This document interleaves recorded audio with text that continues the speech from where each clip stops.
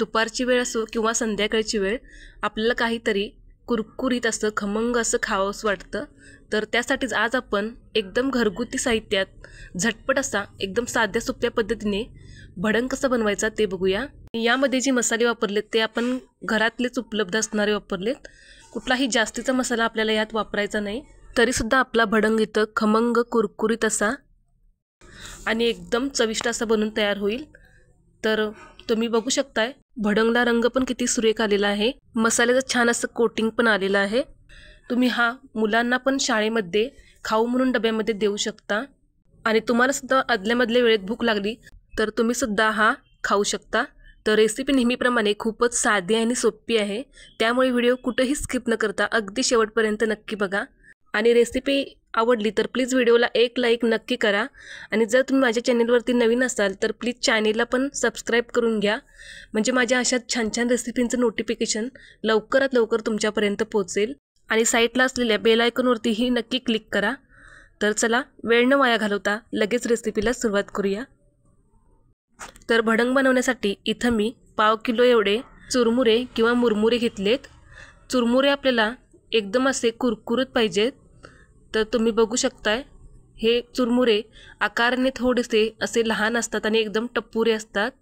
तर आपण हातावरती असं थोडंसं कुस्करून बघायचे, एकदम कुरकुरीत असे असले पाहिजेत आपल्याला, याचा कुरकुरीत असा याचा चुरा झाला पाहिजे।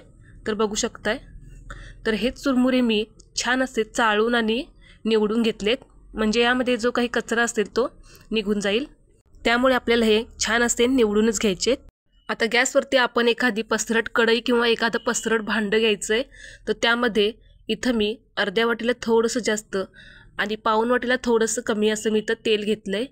तर आता आपण पहिल्यांदा तेल गरम करून घेऊया। आता इथं तेल छान गरम झालं आहे, तर इथं मी पाऊण वाटी एवढे शेंगदाणे घेतलेत। तर शेंगदाणे आपल्याला छान असे कुरकुरीत खमंग कुरकुरीत असे तळून घ्यायचे। गॅसची फ्लेम इथं मी एकदम बारीकच ठेवली आहे। तर तुम्ही बघू शकताय तर शेंगदाणे छान असे तळून तयार झालेत आपले। तर प्लेटमध्ये एका मी काढून घेते। हे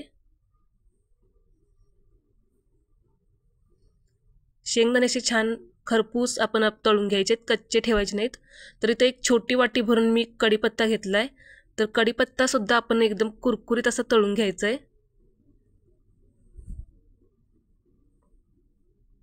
तर तुम्ही बघू शकताय कढीपत्ता सुद्धा छान इथं आपला कुरकुरीत असं झालाय। तर तो सुद्धा काढून घेऊया।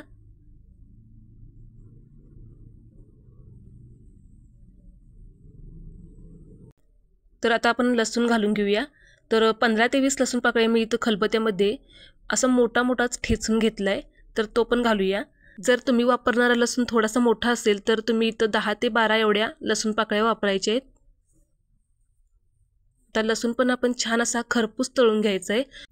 लसूण आपण इथं जरा पण कच्चा राखायचा नाही, नाहीतर भडंग आपला मऊ पडण्याची शक्यता फार असते, त्यामुळे लसूण इथं खूप असा कुरकुरीत तळणे खूप महत्त्वाचे आहे। तर बघू शकताय लसूण पण आपण इथं छान असा खरपूस तळून घेतलाय।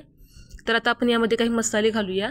तर 2 चमचे इथं मी आपलं घरचं तिखट घेतलंय आणि 1 चमचा रंगासाठी इथं मी बॅडगी मिरची पावडर घेतली, अर्धा चमचा हळद पावडर घेतली आणि चवीप्रमाणे आपण इथं मीठ घालायचंय। तर आता हे मसाले आपण तेलामध्ये चांगले एकदम मंद गॅसवरती थोडेसे असे फ्राय करून घेऊया।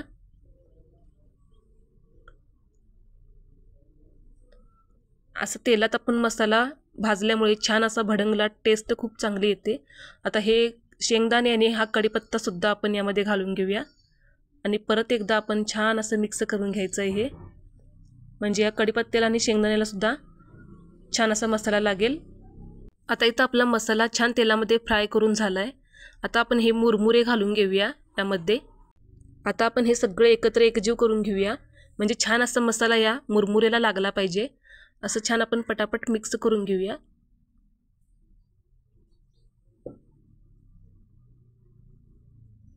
तर आता इथं गॅस मी बंद केलाय। तर तुम्ही बघू शकताय आपण इथं छान मिक्स करून घेतलंय आणि बघू शकताय तुम्ही इथं आपल्या मुरमुऱ्यांना किती छान असं मसाल्याचं कोटिंग आले आणि किती छान असा सुंदर आपला इथं भडंग दिसत आहे, तुम्हाला व्हिडिओमध्ये दिसत असेलच। तर या पद्धतीने एकदा नक्की करून बघा, खूप छान लागतो आणि एकदम झटपट अशी रेसिपी आहे. कुठलाही जास्त मसाला वापरायची गरज नाही किंवा वेगळा काही मसाला आपल्याला इथं बनवायची गरज नाही. झटपट असा होतो. तर एकदा नक्की करून बघा या पद्धतीने. आणि तुम्ही कोणत्या पद्धतीने बनवताय ते सुद्धा कमेंटमध्ये नक्की सांगा. आणि जर का तुम्हाला अजून वेगळ्या पद्धतीचं म्हणजे तिखट, आंबट, गोड अशा चवीचा जर भडंग हवा असेल तर मला कमेंटमध्ये नक्की सांगा. म्हणजे ती सुद्धा रेसिपी मी तुमच्याबरोबर नक्की शेअर करेन. आता यामध्ये आपल्याला 1 प्लेट भरून एवढा फरसाणा घालायचा आहे. आणि आपण हे छान असं मिक्स करून एखाद्या हवाबंद डब्यामध्ये किंवा एखाद्या प्लास्टिकच्या पिशवीमध्ये सुद्धा एकदम पॅक करून ठेवू शकताय. आणि तुम्हाला ज्या वेळेस खायला घ्यायचं असेल त्यावेळेस तुम्ही एखाद्या प्लेटमध्ये काढून घेऊन यावरती एकदम बारीक चिरलेला कांदा, टोमॅटो असं तुमच्या आवडीप्रमाणे यावरती काहीही घालून तुम्ही खाऊ शकता. खूप छान असा लागतो. कोणत्या पद्धतीचा भडंग आवडतो ते सुद्धा मला कमेंटमध्ये नक्की सांगा. आणि आजची रेसिपी कशी वाटली ते पण मला कळवायला अजिबात विसरू नका. जर रेसिपी थोडी जरी आवडली असेल तर प्लीज व्हिडिओला 1 लाईक नक्की करा. आणि जर का तुम्ही माझ्या चॅनलवरती नवीन असाल तर प्लीज चॅनलला पण सबस्क्राईब करून घ्या.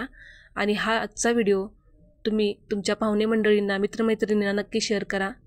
पुन्हा भेटूयात अशाच एका नवीन रेसिपीसोबत. तोपर्यंत धन्यवाद.